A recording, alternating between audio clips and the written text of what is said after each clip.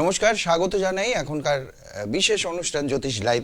আজ মাসের 2 তারিখ এবং এই মাসের 2 তারিখ আমাদের আলাদা শরীরে একটা উদ্দীপনা, উৎসাহ এটা থাকে। যদিও এটি উৎসবের মাস শুরু হয়েছে, সবে সিদ্ধিদাতা গণেশের পুজো দিয়ে শুরু, এবং আমরা বহু প্রতীক্ষায় করছি, বহুদিন ধরে এটি প্রতীক্ষা করছি যে এই সময়টা আমরা যেই লাইভ অনুষ্ঠানটিতে থাকবো প্রতি মাসের প্রথম 2 তারিখ এবং 4 তারিখ, সেই লাইভ অনুষ্ঠান আমাদেরকে এতটাই ইন্সপায়ার্ড করবে, আমাদের সমস্যাগুলি থেকে, আমাদের বিভিন্ন সমস্যা থেকে আমাদের এত সুন্দরভাবে একটা গাইডলাইন তৈরি করে দেবে তার কথায়।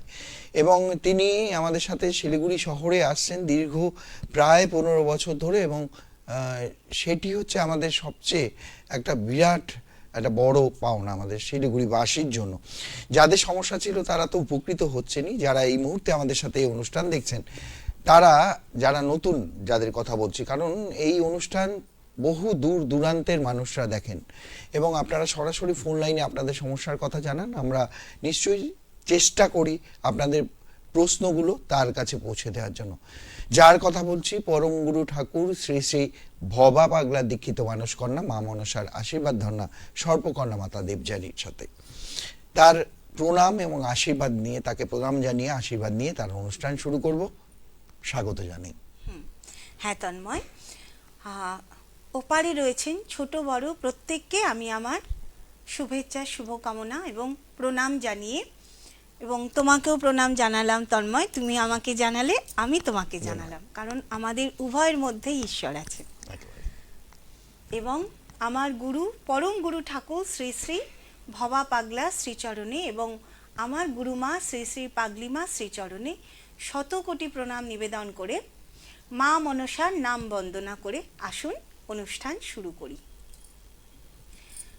ওং দেবী অম্বা মোহিনাং শশধর বদনাং চারুকান্তিং বদানাং হংসারুরামুদারামুরনিত বসনাং সেবিত্ব সিদ্ধিকাময়ী শেরাশ্যাং মণ্ডিতাঙ্গী কনকমণি গণেন নাগরত্নরনেকৈ বন্দেহং ষষ্ঠ নাগমৌরুকুচ যুগলাং ভগিনীকামরূপাং। ওং আস্তি কশ্য মুনের মাতা ভগিনী বাসুকিস্তথা জড়ৎকারু মুনের পত্নী মা মনসা দেবী নমস্তুতে। আস্তি কশ্য মুনের মাতা ভগিনী বাসুকিস্তথা জড়ৎকারু মুনের পত্নী মা মনসা দেবী নমস্তুতে। আস্তি কশ্য মুনের মাতা ভগিনী বাসুকিস্তথা জড়ৎকারু মুনের পত্নী মা মনসা দেবী নমস্তুতে। নমঃ শিবায় নমঃ, নমঃ শিবায় নমঃ, নমঃ শিবায় নমঃ।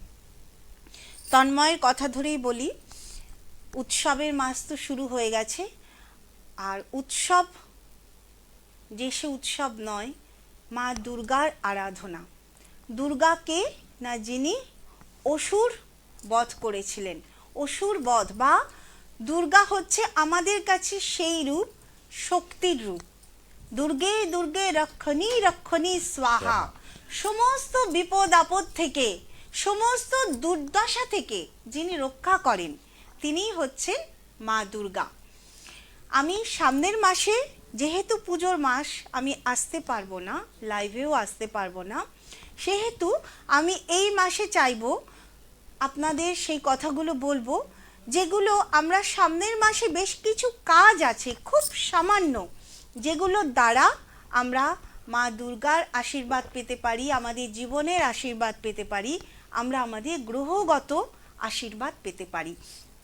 এবং আমি বলবো, কয়েকটা দিন ইউটিউবটা বন্ধ আছে, কারণ অনেকগুলো সময় গেল, বিশেষ করে এই যে অমাবস্যাটা গেল, কৌশিকী অমাবস্যা, এই সময় কাজে ব্যস্ত থাকার কারণে ইউটিউবে আমি প্রোগ্রাম করতে পারিনি।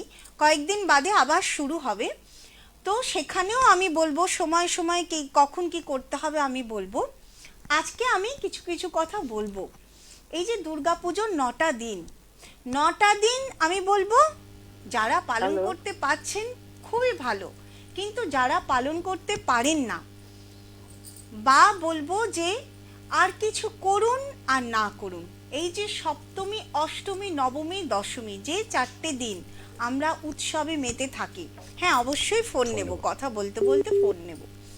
কেউ আছেন আমাদের সাথে একটা ফোন আচ্ছা, হ্যাঁ, নিয়ে নি নিয়ে তারপরে নিই, ফোন হ্যাঁ। ফিরছি, যদিও এটি খুব একটা গুরুত্বপূর্ণ কথা। হ্যাঁ, আমাকে এখানে ধরিয়ে দেবে থামাতে হলো, তন্ময়। নিশ্চয়ই। নমস্কার, কে আছেন? হ্যালো, হ্যাঁ আমি নমস্কার, কে শিলিগুড়ি আছেন? থেকে ডাবগ্রাম থেকে বলছি। হ্যালো, হ্যালো, আমি ডাবগ্রাম থেকে বলছি। একটু জোরে হবে, পিসিআর কে বলবো একটু জোরে, আমার মেয়ের সম্বন্ধে জানতে চাই। জোরে শুনবো। হ্যালো, হ্যালো, হ্যাঁ আমার মেয়ের সম্বন্ধে একটু জানতে চাইছি। কেউ আছেন কি আমাদের সাথে?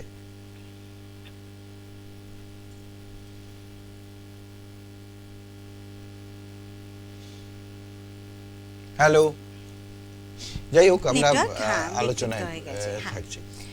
তো এই যে 4টে দিন, সপ্তমী, অষ্টমী, নবমী, দশমী, যেই 4টে দিন আমরা উৎসবে মেতে থাকি, আনন্দে মেতে থাকি, এই 4টে দিন বা ষষ্ঠীর দিন থেকেও যদি পারা যায়, এই 5টি দিন চেষ্টা করবেন গোটা রাত্রি যেন মোমবাতি হোক, ঘিয়ের প্রদীপ হোক, তেলের প্রদীপ হোক, প্রদীপ যেন জ্বলে, ঘর যেন অন্ধকার না থাকে। অর্থাৎ আমি এটাই বলতে চাইছি যে মা দুর্গার নাম করে এই 4টে দিন রাত্রিবেলা ঘুমানোর আগে, সেটা কিন্তু 12টা থেকে 1টার মধ্যে নয়, হয় 12টা বাজার আগে জ্বালান, নয়তো 1টার পরে জ্বালান, রাত্রির 1টার পরে জ্বালান। অনেকে আছেন বাড়ির মা বাবা ছেলে মেয়ে সবাই মিলে ঠাকুর দেখতে যাচ্ছেন, আমি বলবো ঠাকুর দেখার আগে অন্তত ব্রহ্ম মুহূর্তে, অর্থাৎ 3:30 বাজার আগে, রাত্রি 1টা থেকে 3:30-এর মধ্যে একটা করে ঘিয়ের বাতি কিংবা মোমবাতি এটা জ্বালান মা দুর্গার নাম করে। মা দুর্গার আশীর্বাদ যদি গৃহেতে পড়ে, সারা বছর দুর্যোগ কিন্তু আমাদের কাটবে। মা শারদা কেন বলেছেন যে মানুষ তার নিজের চেষ্টার দ্বারাই তার নিজের দুর্ভাগ্যকে খণ্ডন করতে পারে? কিভাবে? সেই তো ঈশ্বরের আশীর্বাদ, সেই তো মায়ের আশীর্বাদ, সেই তো মহাদেবের আশীর্বাদেই আমরা কাটাতে পারি। এই যে বেহুলা লক্ষিন্দর, সে মহাদেবের আশীর্বাদেই কিন্তু তার স্বামীকে বাঁচিয়ে এনেছিল।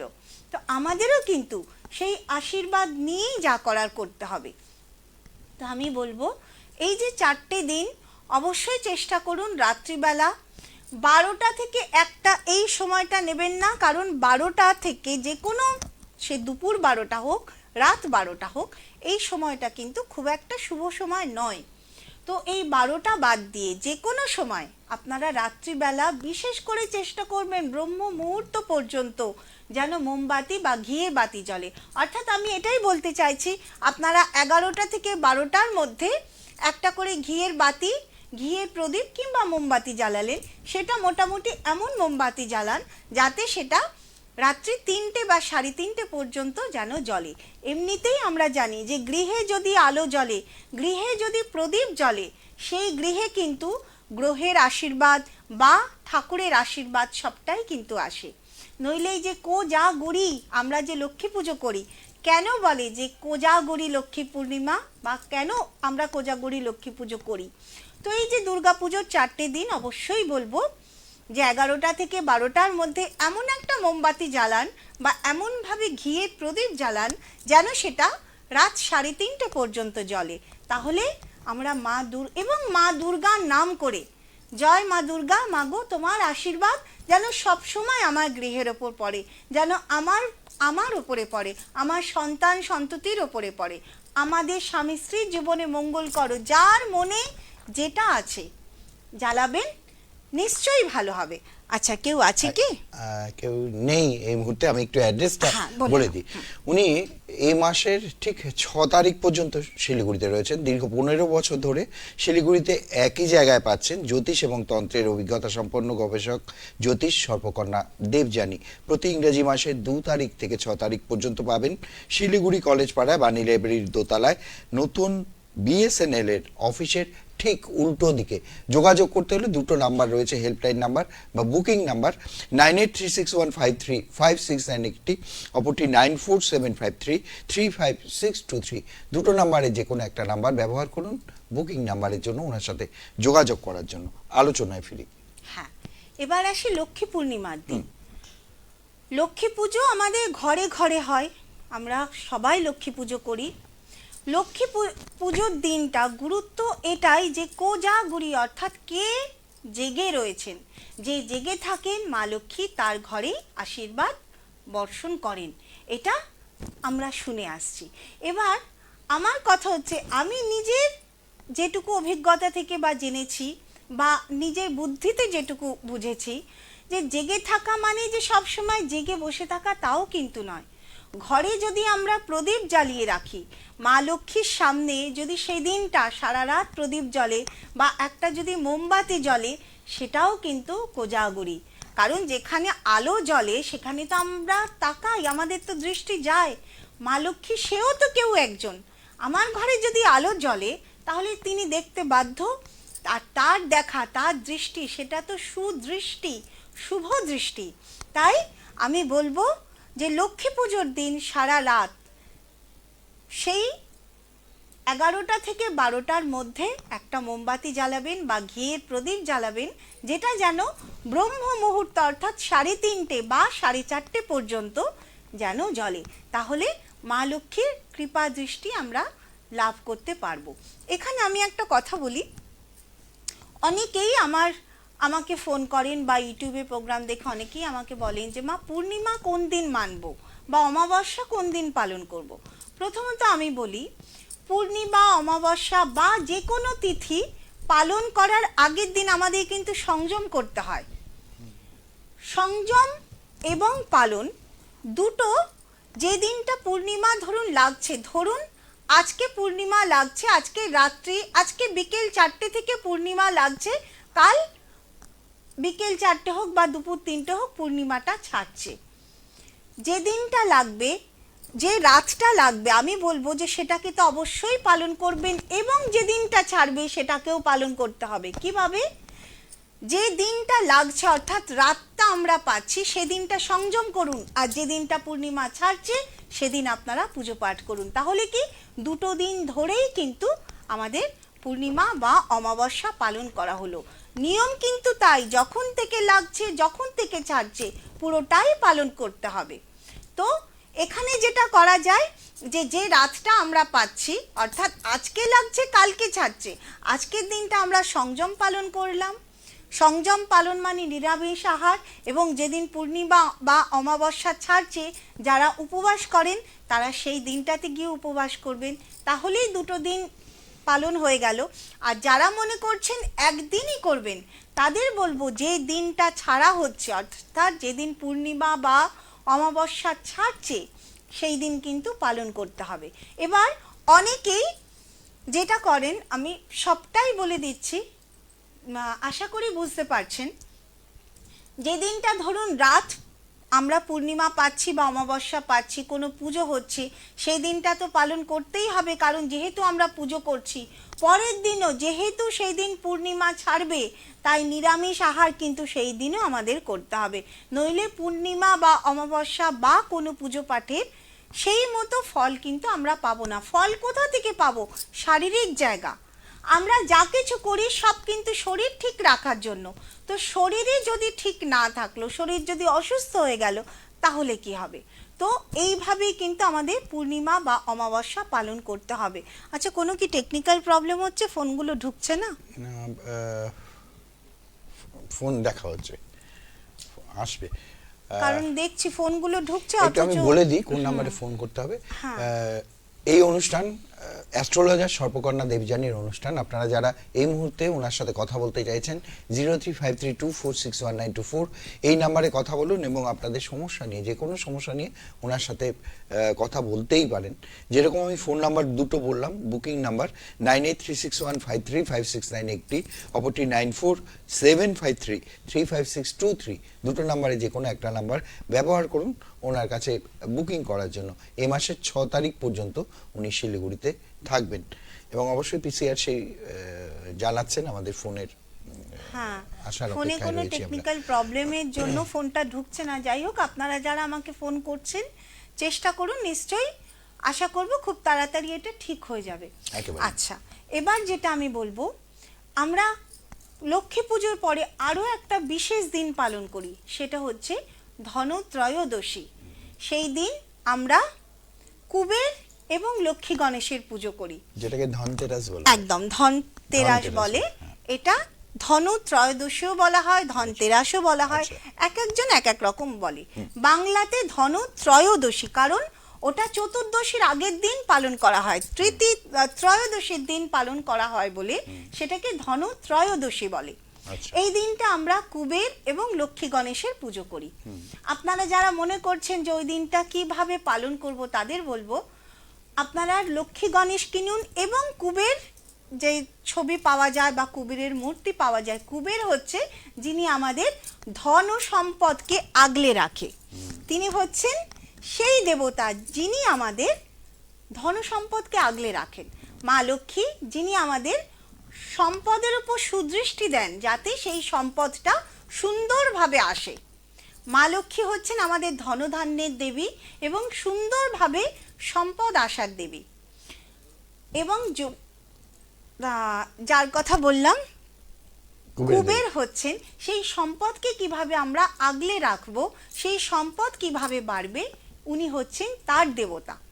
তো সেই কুবের এবং লক্ষ্মী গণেশ, অর্থাৎ যিনি আমাদের গণেশ, কেন? কারণ গণেশ হচ্ছে জ্ঞান দেবে, প্রজ্ঞা দেবে। জ্ঞান প্রজ্ঞা এগুলো ছাড়া যে সম্পদটা আসে সেটা খুব একটা সুসম্পদ হয় না।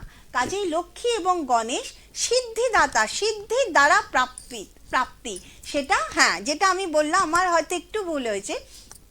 সিদ্ধিটা সবসময় যে পড়াশোনার উপরেও হবে তা নয়, আমার যেটা কর্মদক্ষতা সেটাতে যদি আমি সিদ্ধি লাভ করতে পারি। যে আমি জ্যোতিষশাস্ত্র, আমি ডাক্তার নই, ইঞ্জিনিয়ার নই, কিন্তু আমি জ্যোতিষশাস্ত্রে যেটুকু শিখেছি, সিদ্ধিদাতা গণেশের আশীর্বাদে যেটুকু আমি তার আশীর্বাদ পেয়েছি, আমি সেটুকু দিয়ে আমি আমার করে খাওয়ার পথ করেছি। তো এই রকম যার যেটা দক্ষতা, যার যেটা গুণ, তাতে যাতে সিদ্ধি লাভ করে তার জন্যই হচ্ছে সিদ্ধিদাতা। আচ্ছা, হ্যাঁ দেখেন। নমস্কার, কে আছেন? হ্যাঁ, না, যোগাযোগ বিচ্ছিন্ন হয়েছে। যাই হোক, নেটওয়ার্কে কিছু সমস্যা রয়েছে। 9836153569, বুকিং নাম্বার 9475335623। এছাড়াও সিসিএন বিনোদনের ফেসবুক পেজে অনুষ্ঠান সরাসরি দেখছেন। সিসিএন বিনোদনের ফেসবুক পেজে আপনারা প্রশ্ন পাঠাতে পারেন, সেখানে আপনাদের সমস্যার কথা জানাতে পারেন। আমরা চেষ্টা করব সেখান থেকে প্রশ্নের উত্তর দিতে। অ্যাস্ট্রোলজার সর্পকন্যা দেবযানীর সাথে এই মুহূর্তে আপনারা রয়েছেন এবং তিনি যে সমস্ত সমস্যাগুলো নিয়ে কথা বলছেন সেই সমস্যাগুলো আপনারা নিশ্চয়ই আপনাদের দৈনন্দিন জীবনে, এটা আমরা দেখি আপনি যে সমস্যাগুলো নিয়ে বলেন না, প্রতিটি মানুষের কিছু না কিছু সমস্যা কিন্তু এই দৈনন্দিন জীবনে আসে। তবে আমি এখন সমস্যা নিয়ে বলছি না, আমি পুজোগুলো নিয়ে কথা বলছি। একেবারে। তো ধনত্রয়োদশীর দিন আপনারা লক্ষ্মী গণেশ, এবং অনেকেই লক্ষ্মী পুজো করেন, অনেকেই লক্ষ্মী গণেশের পুজো করেন।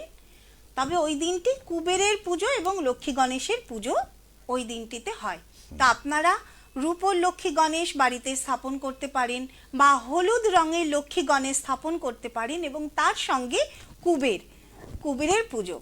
আমি যেটা করি, আমি যেটা দেখেছি, আমি যেটা করে ফল পেয়েছি, এবং আমি যেটা সবাইকে বলি, আজকে আমি সেটা আপনাদের বলবো যে সেই দিন এমন এমন কিছু জায়গায় আপনারা বা ঠাকুরের স্থানে একটা ঘট পাতুন। আপনারা সদর দরজার মাথার উপরে অনেকে তাক করে, কারণ আমি দীর্ঘদিন ধরে বলে আসছি, তাই বিভিন্নজন বিভিন্নভাবে করছে। আমি বলবো এক বা একের অধিক ঘট আপনারা এই দিন রাখতে পারেন, মাটির ঘট বা ঝাঁপি, রূপোর ঝাঁপি, যেটাই হোক। তাতে এক মুঠো চাল, এক মুঠো ধান, এক মুঠো কড়ি, কাঁচা হলুদ, অর্থাৎ সম্পদ হিসেবে আমরা যা যা কিছু জানি, শস্য, রূপোর কয়েন, তামার কয়েন, বা সোনার কিছু এক কুচো সোনা, সব কিছু দিয়ে সেই ঘরটাকে পূর্ণ করে ওই লক্ষ্মী গণেশ এবং কুবেরের সামনে আপনারা 3টে ঠাকুরের নামে 3টে ঘট স্থাপন করতে পারেন। 3টে ঘটকে ঘরের 3 দিকে আপনারা রাখবেন। কোথায় রাখবেন সেটা আপনাদের ওপর, যেখানে মনে হবে ভালো কোনো স্থানে আপনারা সদর দরজার উপরে, ঘরের ভেতরে সদর দরজার উপরে রাখতে পারেন, ঠাকুর ঘরের মাথার উপরে বা ঠাকুর ঘরের আসনের সামনে আপনারা স্থাপন করতে পারেন। নমস্কার, কে আছেন? হ্যালো। হ্যাঁ, হ্যালো, একটু জোরে হবে। সাউন্ড আসছে না। হ্যাঁ, সিলেট থেকে বলছিলাম। কে বলছেন? হ্যাঁ, দীপক রায়। দীপক রায় কোথা থেকে এখানে বলছেন? তো শোনাই যাচ্ছে। শিলিগুড়ি থেকে দেশবন্ধু পাড়া। এখান থেকে সাউন্ড পাওয়া যাচ্ছে না।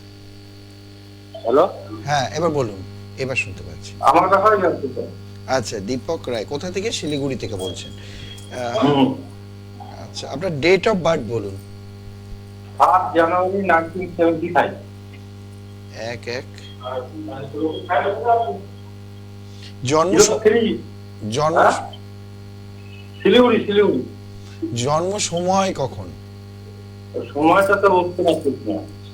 না সময় ছাড়া, আচ্ছা দাঁড়ান একটু ধরুন। 1/1/1975। না 3/1 ঠিক আছে, হ্যাঁ। 3/1/1975। 3/1/1975 ডেট অফ বার্থ আপনার। 3/1/1975 জন্ম সময় জানা নেই।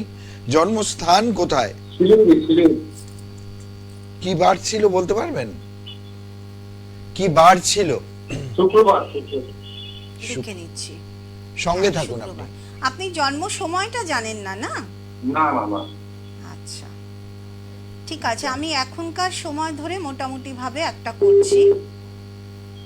এখনকার সময় ধরে একটা।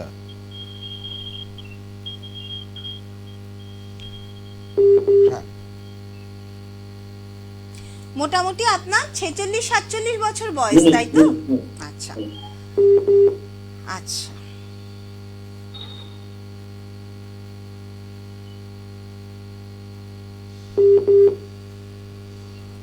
আচ্ছা, আপনি কি ব্যবসা করেন নাকি কোনো প্রশাসনিক জায়গায় চাকরি করেন? প্রাইভেট কোম্পানিতে প্রাইভেট। প্রাইভেট কোম্পানিতে চাকরি করেন? কোনো আইটি সেক্টর কি? না ন্যাশনাল চাকরি। নার্সিং হোমে। নার্সিং হোমে, হ্যাঁ। ওই যে প্রশাসনিক জায়গা, হয়তো অনেক সময় আমার কথার মানে শব্দটা হয়তো ভুল বেরোয়, কিন্তু প্রশাসনিক জায়গা নার্সিং হোমটাও কিন্তু একটা পাবলিক রিলেটেড, মানুষের শরীর স্বাস্থ্য মানে সবসময় একটা এমার্জেন্সি, তাই না?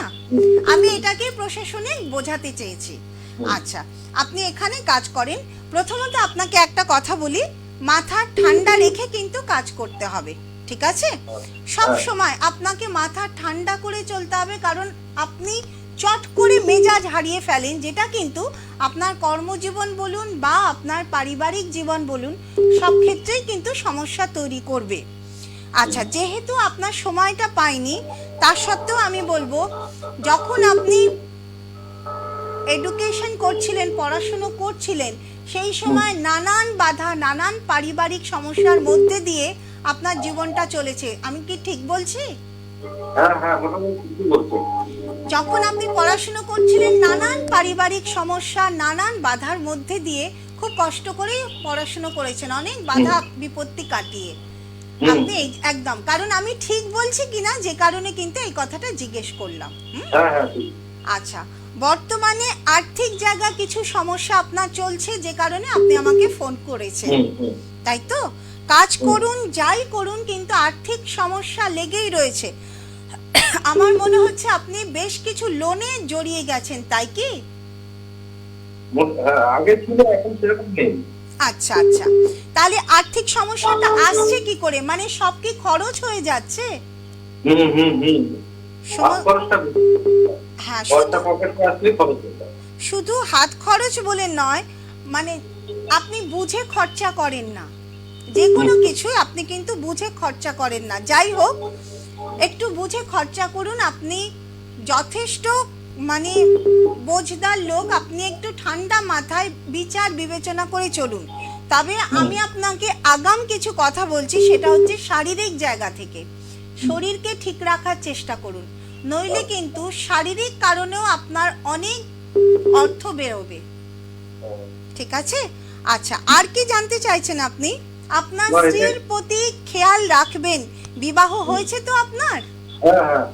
স্ত্রীর প্রতি কিন্তু খেয়াল রাখবেন, কারণ তারও শারীরিক জায়গা আমি ভালো দেখছি না। সে সুস্থ আছে? ঠিক আছে। কোনো শারীরিক অসুস্থতা আগে ছিল যেটা এখন নেই? বলুন আরেকবার। টানের দোষ, তার মানে শ্বাসকষ্ট, তাই তো?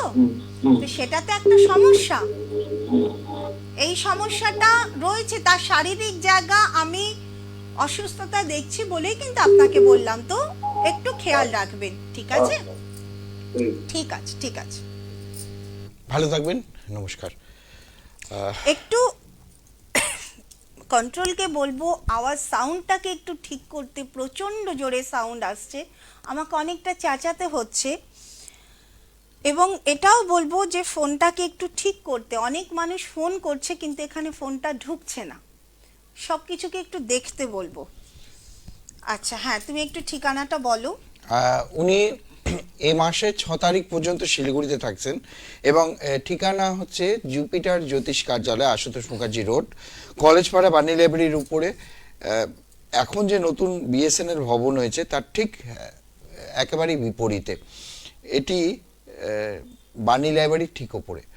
9836153569 একটি নাম্বার বুকিংয়ের জন্য এবং 9475335623 অপর একটি নাম্বার। দুটো নাম্বারে যে কোনো একটা নাম্বারে বুকিং করে পৌঁছতে হবে জুপিটার জ্যোতিষ কার্যালয়। এই মাসের ঠিক 6 তারিখ পর্যন্ত উনি থাকবেন শিলিগুড়িতে। কেউ আছেন আমাদের সাথে? নমস্কার, কে আছেন? হ্যালো, নমস্কার। হ্যাঁ, কে বলছেন? আমি শুক্লা রায় বলছি। শুক্লা কোথা থেকে বলছেন? শিলিগুড়ি। শিলিগুড়ি থেকে। আচ্ছা, কার বিষয়ে জানবেন? আমার বিষয়ে ডেট অফ বার্থ বলুন। 1/6/1990। 1/6/1990। জন্ম সময়টা কখন? 5:30 থেকে 6টা হবে। কখন সেটা, সকাল না রাত্রে? সকাল। সকাল। সকাল 5:30টা। 5:30 থেকে 6টার মধ্যে। আচ্ছা। কি বার ছিল? শুক্রবার। শুক্রবার। আর কোথায় জন্ম? জন্মস্থান? জন্মস্থান শিলিগুড়ি। শিলিগুড়িতে। শুক্রবার ছিল, জন্মস্থান শিলিগুড়িতে।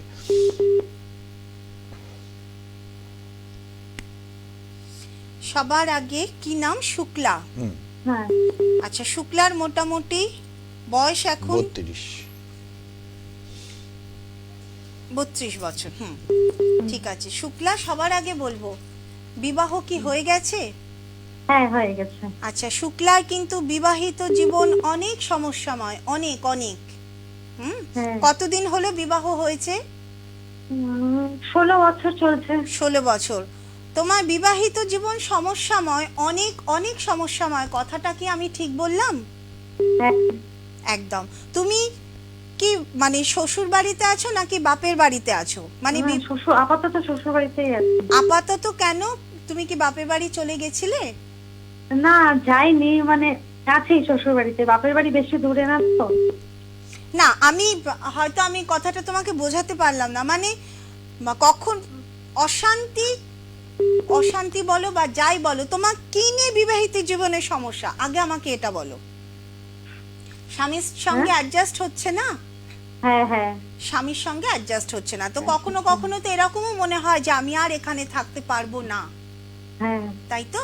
তো সেই রকম মনে করে হয়তো একটা সময় দেখবে যে তুমি হয়তো শ্বশুর বাড়ি ছিলে, বাপের বাড়ি চলেই এলে। কখনো কখনো এরকমও মনে হবে যে না, আমি আর ঘর করতে পারছি না। ঠিক আছে?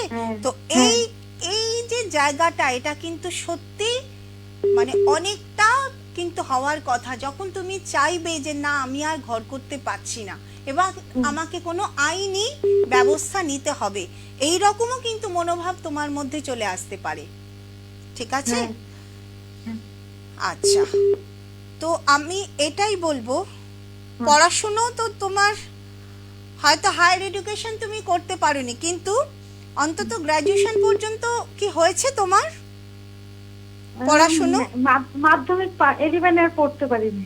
11 এ পড়তে পারোনি। ওই যে বললাম প্রাথমিক এডুকেশন হবে কিন্তু হায়ার এডুকেশনটা হবে না। যাই হোক, আরো একটু হওয়ার উচিত ছিল, শুধুমাত্র মাধ্যমিক নয়, আরো একটু হওয়া উচিত ছিল, কারণ পড়াশোনায় যে তুমি খুব খারাপ ছিলে তা কিন্তু নয়। হ্যাঁ, ও পারিবারিক ঝামেলার জন্য পছন্দ করতো না। শুধু পারিবারিক ঝামেলা নয়, কিছুটা তোমারও দোষ ছিল। শুধু পারিবারিক ঝামেলা বললে হবে না, তোমারও কিন্তু দোষ ছিল। আচ্ছা, 16 বছর আগে তুমি বিয়ে করেছো, বিবাহ করেছো। এই বিবাহটা নিজের ইচ্ছাতে করেছো, তাই তো? না না, বাড়ি থেকে। কিন্তু তোমারও ইচ্ছে ছিল তখন বিবাহ করার। একদম এত আস্তে বলো না, কারণ সেই সময় তোমার পড়াশোনা করার অত ইচ্ছে ছিল না, যে কারণে কিন্তু তোমার পরিবার তোমাকে বিবাহ দিয়েছে। সেই সময় তোমার পড়াশোনার থেকেও সাজগোজ বা অন্য রকম তোমার মনের মধ্যে কিন্তু আসছিল, যে কারণে তোমার পরিবার তোমাকে বিবাহ দিয়েছে। ঠিক আছে? হ্যাঁ একদম। কাজেই পরিবার দিয়েছে এই কথাটা বলো না, তাহলে সেটা ঠিক কথা নয়। তোমার দোষেই বিয়েটা হয়েছে, তোমাকে মানে তোমার কারণে সাংসারিক অশান্তিটা সেই সময় বেড়ে গেছিল, মা বাবার চিন্তা অনেকটা বেড়ে গেছিল যে মেয়েটা কোন দিকে যাচ্ছে, খারাপ দিকে যাওয়ার আগে বিয়ে দিয়ে দাও, ব্যাপারটা এটাই। বুঝতে পেরেছো? কাজেই আমি এটাই বলতে পারি যে তোমার জীবনের জন্য অনেকাংশে তুমি দায়ী। তো আমি এখন একটা কথাই বলবো, কিছুটা হলেও কিন্তু তোমার মধ্যে ভালো আছে, কিছুটা হলেও তোমার মধ্যে নিজের পায়ে দাঁড়ানোর একটা যোগ আছে। তুমি কিছু শিখেছো বা কিছু কি মনে হয় যে হ্যাঁ এটা আমি করে নিজেকে দাঁড় করাতে পারবো? হ্যাঁ হ্যাঁ হ্যাঁ কি সেটা বলো। এবং তুমি হয়তো কিছু রোজগারের চেষ্টাও করছো বা করেওছো কোনো এক সময়। হ্যাঁ কি বলো? আমি জুয়েলারির ব্যবসা করতাম, তার হচ্ছে একটু নিজের টেলারিং জানি। একদম, তোমার মধ্যে কিন্তু কিছু আছে যেটা দিয়ে তুমি নিজেকে দাঁড় করাতে পারবে। এবং আমি একটা কথা তোমাকে বলছি শুক্লা, এই যে দাঁড় করাতে পারবে এটা কিন্তু একজন অ্যাস্ট্রোলজার যখন বলে কাউকে, জানবে যে সেখানে গ্রহগত জায়গাটা আছে, আর গ্রহ যখন দেয়, ঈশ্বর যখন দেয়, সেটা কিন্তু দেয়। সুতরাং তুমি সিরিয়াস হও, নিজেকে একটু সিরিয়াস করো। সব সময় যে নিজের ইগো নিয়ে চলবে তা নয়, প্রচন্ড তোমার ইগো, প্রচন্ড তোমার মিথ্যে মান সম্মান বোধ, মিথ্যে। বড়রা বকাঝকা করতেই পারেন, সেটাকে অসম্মান বলে না। তোমার মা বাবা বলো, শ্বশুর শাশুড়ি বলো, তারা যদি বকাঝকা করেন সেটা কিন্তু অসম্মানের নয়। হ্যাঁ, তোমার মধ্যে মিথ্যে সম্মান বোধটা বড় বেশি, যে কারণে অনেক কিছু তুমি হারিয়ে ফেলবে। মানুষের মন থেকে হারিও না। যাদের মনের মধ্যে তুমি আছো, তোমার ব্যবহার দিয়ে চেষ্টা করো সেই মানুষটার মনেই থাকার, কিন্তু ব্যবহার এমন করো না যে তার মন থেকে হারিয়ে গেলে। মন থেকে হারিয়ে গেলে আর কোথাও কিন্তু জায়গা থাকে না। যাই হোক, ছোট্ট কথার মধ্যে অনেকটা মানে। তুমি আমার কথা কিছু বুঝতে পেরেছো? হ্যাঁ হ্যাঁ হ্যাঁ বুঝতে একদম। পেরেছি। এর থেকে তো খারাপ ভাবে আমি আর বলতে পারবো না, এটা অনলাইন, সবাই শুনছে, তাই না? তো শুক্লা, আমি তোমাকে এটাই বলবো যে কিছু করার চেষ্টা করো। আগামী দিন তোমার জন্য কিন্তু অনেকটা দুর্যোগপূর্ণ। অনেকটা শান্ত হও, কিছু করার চেষ্টা করো, পারলে কাউকে দেখাও, নিজে গ্রহের প্রতিকার করো, কারণ গ্রহের দুর্যোগ গ্রহের সুফল দিয়েই আটকানো যায়। ঠিক আছে? আমি যে কথাগুলো বললাম কোনোটা কি ভুল কথা বললাম? না না না, ঠিক বলছেন। সবটাই ঠিক বলেছি, এবং আশা করি আর কেউ না বুঝুক, তুমি বুঝেছো, তাই তো? তুমি বুঝলেই হলো। নিজেকে বিশ্লেষণ করো, নিজেকে নিয়ে একটু ভাবো, এবং পারলে কাউকে দেখাও। সব সময় না মাথা কাজ করে না, মাথা যখন রক্ত উঠে যায় না, তখন দিক বিদিক জ্ঞান শূন্য হয়ে যায় মানুষ। মানুষের দ্বারা যে সবকিছু সম্ভব সেটা তো 100 বার, যদি মাথা ঠান্ডা থাকে। ঠিক আছে? কাউকে দেখাও। ঠিক আছে। আচ্ছা ঠিক আছে। হ্যাঁ, ভালো থেকো। যাই আলোচনা পুজো নিয়ে। না, একটু ঠিকানাটা বলে নাও, আচ্ছা। গলাটাকে রেস্ট দিই। উনি রয়েছেন এই মাসের 6 তারিখ পর্যন্ত জুপিটার জ্যোতিষ কার্যালয়, আশুতোষ মুখার্জি রোড, নতুন বিএসএনএল যে ভবন তার ঠিক বিপরীতে। আচ্ছা তন্ময়, এখানে আশুতোষ একটা কথা মুখার্জি বলি, রোড, এই কলেজ। নতুন বিএসএনএল ভবন, এই ঠিকানাটা ঠিক আছে তো? হ্যাঁ, এটা ঠিক মানে আছে। বিএসএনএল এই ভবনটা বিএসএনএল ভবনটা ঠিক বিপরীত, বাণী লাইব্রেরির উপরে। এটি তো আমাদের পুরনো ভাবেই বলতাম, একদম। কিন্তু আজ মনে হলো যে অনেকের আরো সহজ ভাবে বোঝানোর জন্য বাণী ঠিক লাইব্রেরি BSNL বিএসএনএল অফিসের উল্টো দিকে। এই দুটো মানে বাণী লাইব্রেরি আর বিএসএনএল এর ঠিক ওই মাঝখানটাতেই যেই রাস্তাটা, তার ঠিক বিপরীতে। সুতরাং আসতে কারোরই অসুবিধা হবে না। ইতিমধ্যেই এই বহু বছর ধরে, এই 15 বছর ধরে এই একই অ্যাড্রেস বলা হচ্ছে, এই একই জায়গায়। এটা একটা বিরাট মানে লোকের মুখস্থ হয়ে যাওয়ার কথা যে সর্পকন্যা দেবযানী মানেই, অ্যাস্ট্রোলজার সর্পকন্যা দেবযানী মানেই ওই জায়গাটাই, চোখ বুঝে। কারণ এই সর্পকন্যা অ্যাস্ট্রোলজার সর্পকন্যা দেবযানী ওই একটি নামে রয়েছেন, অন্য কোনো নামে নেই। দেখবেন এই নামে যদি অনেকেই থেকে থাকেন, তাহলে আপনারা খেয়াল করবেন যে অ্যাস্ট্রোলজার সর্পকন্যা দেবযানী এই নামটি রয়েছে কিনা। অ্যাস্ট্রোলজার সর্পকন্যা হ্যাঁ, দেবযানী। দেবযানী নামে অনেকেই থাকতে পারে, তন্ময় যেটা বলার চেষ্টা করছে, দেবযানী নামে অনেকে থাকতে পারে, কিন্তু সর্পকন্যা এই যে নামটা, আমার নামের আগে সর্পকন্যা নাম শুধুমাত্র আমারই আছে। এটা দেখে না, শিলিগুড়ির এই চেম্বারটিতেই বসেন, জুপিটার জ্যোতিষ কার্যালয়ে অ্যাস্ট্রোলজার সর্পকন্যা দেবযানী এখানেই বসেন। সুতরাং আপনারা কেউ এখানে একেবারে সহজে চিনে আসতে পারবে, সেই জন্যই আমি বলছিলাম অ্যাড্রেসটা। কেউ অপেক্ষা করছেন, যাই হোক ফোনটা নেব। নমস্কার, কে আছেন? নমস্কার, কে আছেন? হ্যাঁ, হ্যালো। বলুন। হ্যাঁ, আমি ময়নাগুড়ি থেকে বলছি। আচ্ছা, ময়নাগুড়ি থেকে কে? ময়নাগুড়ি থেকে আমার হাজবেন্ডের সম্বন্ধে একটু জানতে চাইছি। আচ্ছা, সুশান্ত কুমার দত্ত। আচ্ছা, Sushanta. Sushanta date of birth? Date হলো 13/4/1972। 13/4/1972। জন্ম সময়? জন্ম সময় বিকেল 4:30, বৃহস্পতিবার। বিকেল 4:30 বৃহস্পতিবার। কোথায় জন্ম? এটা হলো আসাম, ধুবড়ি। আসাম। কোথায়? আসাম আসাম? ধুবড়িতে। মানে ধূপগুড়ি? ধুবড়ি একটা আসামের জায়গা আছে, ধুবড়ি, আসামে আচ্ছা ধুবড়ি। আচ্ছা। সঙ্গে থাকুন আপনি। হ্যাঁ হ্যাঁ, ঠিক আছে। আসাম ধুবড়ি।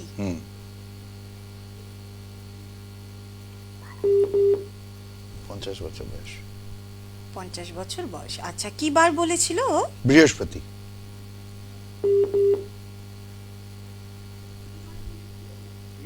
বৃহস্পতিবার।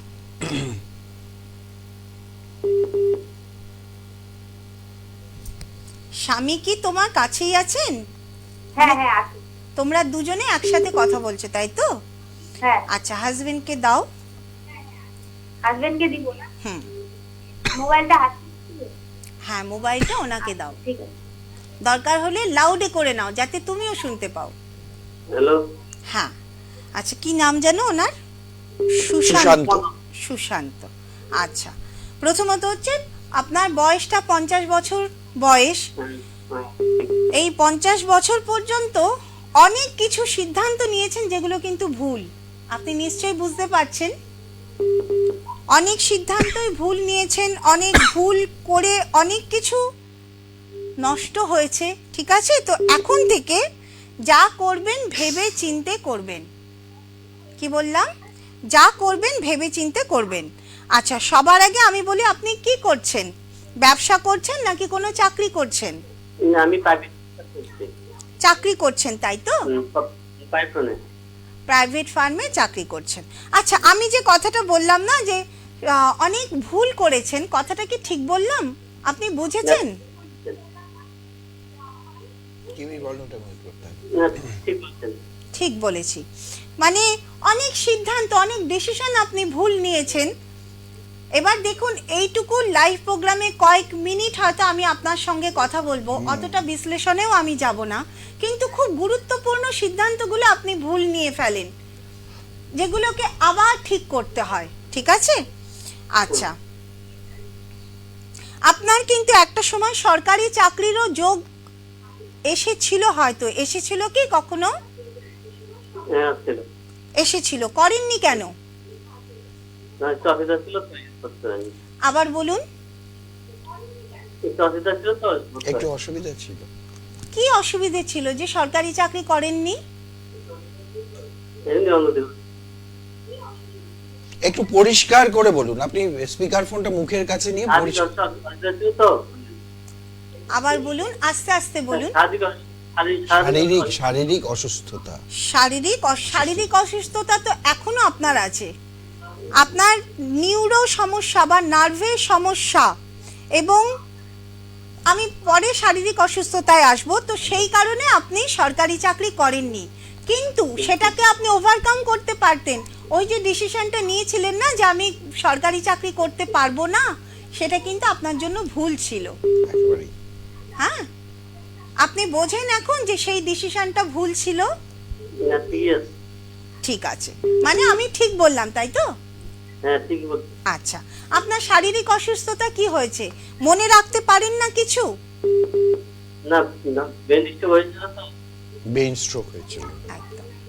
আপনি ওই যে বললাম ভুলে নিউরো, হ্যাঁ, ওই যে আমি বললাম তো আপনাকে যে মনে রাখতে পারেন না কিছু, এবং নিউরো সমস্যা, এই যে ব্রেন স্ট্রোক, ব্রেনটা কেন স্ট্রোক করে, নার্ভগুলো সব মানে জগা খিচুড়ি হয় বা সেখানে হয়তো রক্ত বেশি সঞ্চালিত হয়, যার ফলে সেই ধরনের স্ট্রোকটা হয়। এই ব্রেন স্ট্রোকটা কি আপনার মোটামুটি ওই রকম 24-25 এই বয়সে হয়েছিল? না তা না। তারও আগে? হুম। একদম। এখন কেমন আছেন আপনি? এখন আপনি কেমন আছেন? এখন ভালো আছি, সুস্থ আছি। এখন ভালো আছেন, সুস্থ আছেন।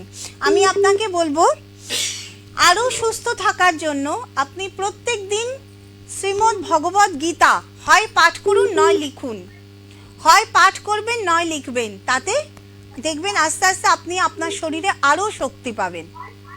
ঠিক আছে?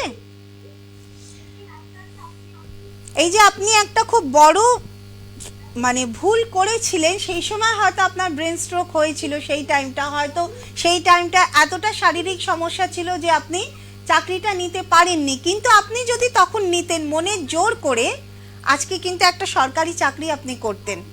যাই হোক, আপনি কি কারণে ফোন করেছেন বলুন এবার, কি জানতে চাইছেন? আবার বলুন। আর্থিক অবস্থা আপনি যত মানে এখন আপনি রোজগার করুন যাই করুন, আর্থিক অনটন আপনার কিন্তু একটা লেগেই থাকবে। কিরকম অনটন? আপনি যে মাসে 1 লাখ টাকা রোজগার করবেন, দেখবেন সেই মাসে আপনার প্রয়োজন পড়ছে 1 লাখ, 1,000 কি 10,000। তো ওই যে 1,000 কিংবা 10,000-এর সেই অভাবটা কিন্তু থাকবে। অর্থাৎ আমি এটাই বলতে চাইছি, যতই রোজগার করুন না কেন অভাব কিন্তু একটা থাকবে। থাকে তো? অভাবটা থাকে তো? হ্যাঁ থাকে। ঠিক আছে, সঙ্গে থাকুন। একদম। আপনার ঘরে গ্রহগত জায়গা থেকে সরকারের কাছ থেকে অর্থ আসার কথা ছিল, সেটা যদি আসতো আপনার অভাবটা পূরণ হতো, কিন্তু কিছু গ্রহগত কি বলবো কুপ্রভাবের জন্য, কুফলের জন্য সেই অর্থটাকে আসতে দেয়নি, যার ফলে এখন আর্থিক অনটন কিন্তু লেগে থাকবে। তো যে গ্রহ আপনাকে অর্থ দিত, যদি আপনি সেই গ্রহের প্রতিকার করতে পারেন, প্রতিবিধান করতে পারেন, নিশ্চয়ই আর্থিক অনটন আপনি কাটিয়ে উঠবেন। কাউকে আপনি দেখান। ঠিক আছে? ভালো থাকবেন। ধন্যবাদ। এই ফোনটা একটু অন্যরকম, কারণ উনি অসুস্থ দীর্ঘদিন ধরে, কিছু করার নেই। অসুস্থ ছিলেন, হ্যাঁ, এখন অসুস্থ নন, কিন্তু সেইভাবে উনি অ্যাক্টিভ নয়। না, ব্রেন স্ট্রোক যাদের হয় তারা যত সুস্থ হোক তাদের কথা একটু জড়ানো থাকবে এবং ভুলে যাওয়ার একটা ব্যাপার থাকবে। এটা ব্রেন স্ট্রোক। আর কখন হয়েছে না, ধরো ওই 18-19 বছর বয়সে, কারণ ওনার গ্রহের জায়গা থেকে, নইলে আজকে 50 বছরের একটা লোকের আমি জানছি কি করে যে সরকারি চাকরি হওয়ার যোগ, কারণ আমি তার অতীতটাকে দেখলাম সবার আগে। সেখানে দেখছি যে একটা সময়, আর সরকারি চাকরিটা তো 50 বছর বয়সে আসবে না, আসে কখন? একেবারে মানে 22 থেকে 25-এর মধ্যে, বড় জোর 30-এর মধ্যে। তার মানে তখনই তার কোনো শারীরিক অসুস্থতা এবং সেটা নিউরো সমস্যা। এবার আমি যদি আরো গভীরে যেতাম তখন আমি বুঝতে পারতাম যে কোনো ব্রেন স্ট্রোক বা এই টাইপের। কিন্তু এই যে ব্রেন স্ট্রোকটা হয়েছিল, যার ফলে তখন কিন্তু তিনি সরকারি চাকরিটা নিতে পারেননি। তো আর্থিক সমস্যা মানুষের কেন হয়? একটা 50 বছরের মানুষের আর্থিক সমস্যা কেন আসে? কারণ তিনি সেইভাবে আর্থিক স্টেবিলিটি নিজের জীবনে করতে পারেননি, এবং করতে না পারার কারণগুলো আমি অ্যাস্ট্রোলজার হিসেবে আমাকে তো বার করতেই হবে।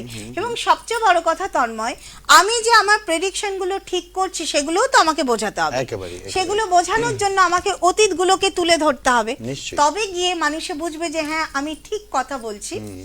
তো যাই হোক, আমি একটা কথা বলবো, ব্রেন স্ট্রোক, এই যে ব্রেন স্ট্রোক বলুন বা নিউরো সমস্যা বলুন, তন্ত্রের দ্বারা, জ্যোতিষের দ্বারা, জ্যোতিষটা হচ্ছে বিচার আর তন্ত্র হচ্ছে তার ওষুধ। তন্ত্রের দ্বারা পুজো পাঠ প্রতিবিধান সবকিছুর দ্বারা ওষুধ করা হয়, অর্থাৎ মেডিসিন। এটা মেডিটেশন বা মেডিসিন, যাতে সেই সমস্যাটা থেকে আমরা সুস্থ হতে পারি। তো এই যে নিউরো প্রবলেম, অনেকে নিউরো প্রবলেম কীরকম না, পাগলের মতন থাকে, বিক্ষিপ্ত থাকে, প্রচণ্ড চঞ্চল, প্রচণ্ড রাগী, কারোর ব্রেন স্ট্রোক হচ্ছে, কারোর দেখা যাচ্ছে অল্প বয়সে প্যারালিসিস, কারোর নানান রকম সমস্যা আসতে পারে নিউরো সমস্যা থেকে। তন্ত্রশাস্ত্রে এর কিন্তু খুব সুন্দর প্রতিকার আছে, খুব সুন্দর প্রতিবিধান আছে, ধরিয়ে দেবে। হ্যাঁ, তন্ত্রশাস্ত্রের প্রতিবিধান শুনবো। কেউ আছে? নমস্কার, কে আছেন? হ্যাঁ হ্যাঁ বলুন। বলছিলাম, আমি ক্রান্তি থেকে বলছি। কে বলছেন? ক্রান্তির থেকে হিরোজিৎ রয়। ক্রান্তি থেকে সুরজিৎ রায়। হিরোজিৎ হিরোজিৎ হিরোজিৎ। হ্যাঁ হিরোজিৎ আচ্ছা। নামটা বেশ সুন্দর, একটু আনকমন নাম। আনকমন। আনকমন। আচ্ছা হিরোজিৎ, কার বিষয়ে জানবেন? আমার নিজের বিষয়ে। আচ্ছা, date of birth? Date of birth 15/4/1998। কত? 15/4/1998। আচ্ছা, জন্ম সময়টা বলতে হবে হিরোজিৎ? রবিবার সকাল 7টা 7:30টার মধ্যে হবে। 7টা থেকে 7:30। বেশ গেল। এবার এটা রবিবার ছিল। কোথায় জন্ম? কোথায়? জন্ম এখানে, মানে যেখান থেকে ফোন করছি, ক্রান্তি গঙ্গাদেবী থেকে। ক্রান্তি থেকে। ক্রান্তিটা কোথায়, মানে কোন জেলা? ক্রান্তি। এটা ক্রান্তি জলপাইগুড়ি। জলপাইগুড়ি। ক্রান্তি এটা ভালো জায়গা, এটা ডুয়ার্স একটা খুব সুন্দর জায়গা। আচ্ছা সুন্দর জায়গা ক্রান্তি। আচ্ছা, কি বার ছিল? রবিবার ছিল। রবিবার দেখে নি। না, এটা কিন্তু বুধবার আসছে। 15 15/4 তো হিরোজিৎ? হ্যাঁ 15/4 1998। 1998। এটা না। যে বুধবার আসছে, কি বার আসছে? বুধবার আসছে। বুধবার আসছে হিরোজিৎ, এটা কি ঠিক? তার মানে বুধবারে তোমার জন্ম? এটা বুধবার আসছে, রবিবার না এসে রবিবার বুধবার আসছে আসছে। না কিন্তু। না, আমাকে তো বাড়ি থেকে বলছে যে রবিবারই জন্ম।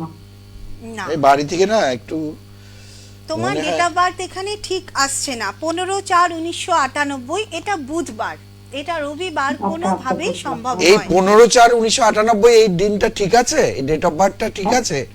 এই 15/4, তাহলে তো এটা বুধবার হবে।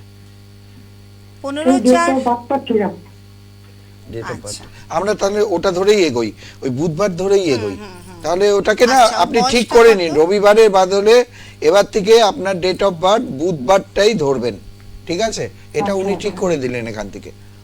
ঠিক আছে। আচ্ছা, বয়স মোটামুটি কি রকম এখন? 24-25? 24 বছর। 24 বছর হিরোজিতের। আচ্ছা এরকমই হবে। আচ্ছা, হিরোজিৎ, কখন এরকম হয়েছে কোনো ভুল কিছু, মানে হয়তো কোনো ঝামেলার মধ্যে পড়ে, বা দেখা যাচ্ছে যে ঝামেলা হয়তো তুমি সেরকম করনি, কিন্তু একটা বড়সড় থানা পুলিশ হয়ে গেছে তোমাকে নিয়ে, এরকম হয়েছে এখনো অবধি? না, থানা পুলিশ এখনো হয়নি। কিন্তু ঝামেলায় জড়িয়ে পড়েছিলে, তাই তো? মানে বড়সড়। ছোট মোটো বলো বলো। ঝামেলা নিয়ে হয় মাঝে মাঝে এখন। ছোট মোটো ঝামেলা মাঝে মধ্যে হয়, মানে ঝামেলাগুলো কি ছোট মোটো নাকি বড় বড় ঝামেলা হয়তো ছোটর ওপর দিয়ে হয়ে যাচ্ছে, কোনটা? না না, তেমন বড় বড় কোনো ঝামেলা হয়নি।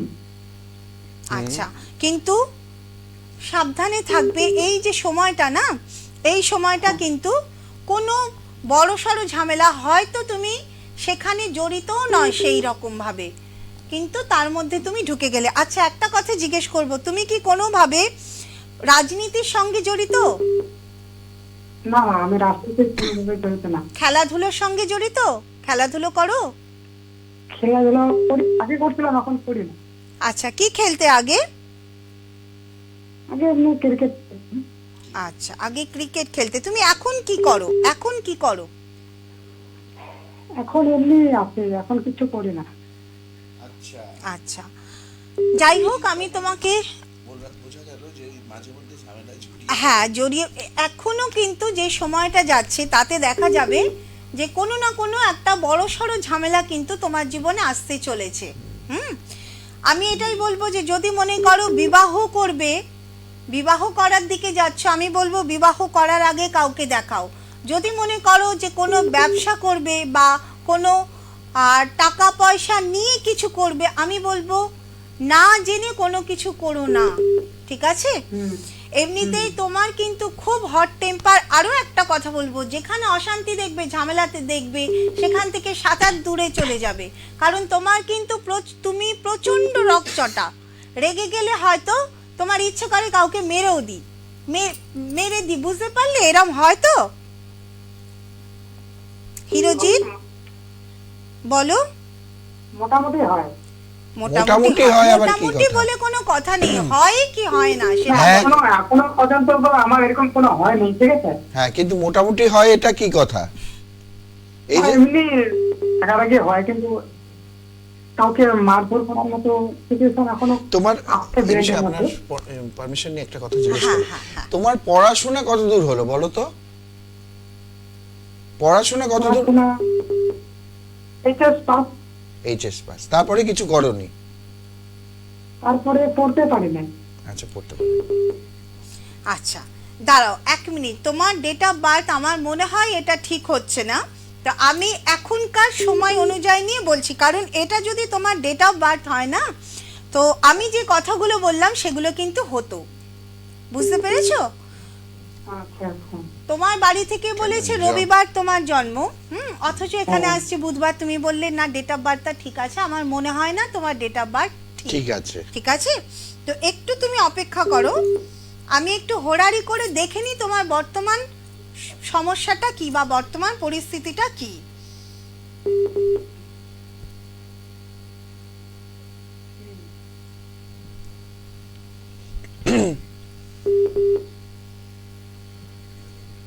হ্যাঁ, বর্তমানে কিন্তু তোমার আর্থিক সমস্যা চলছে। এবং হিরোজিৎ, আমি আবারও বলবো, যা আমি ওখানে দেখেছি তা কিন্তু এখানেই দেখলাম। কারণ মানুষের ভাগ্য, তুমি যা বলেছো সেটা তোমার ভাগ্যই তোমাকে বলিয়েছে।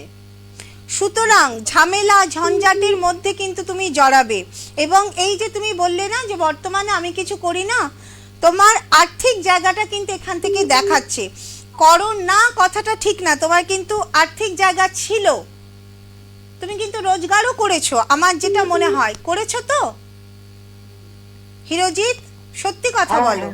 তুমি কিন্তু রোজগার কিছুদিন আগেও করতে, হয়তো এখনো করো, কিন্তু এখন হয়তো কম বা বসে গেছো, তাই তো?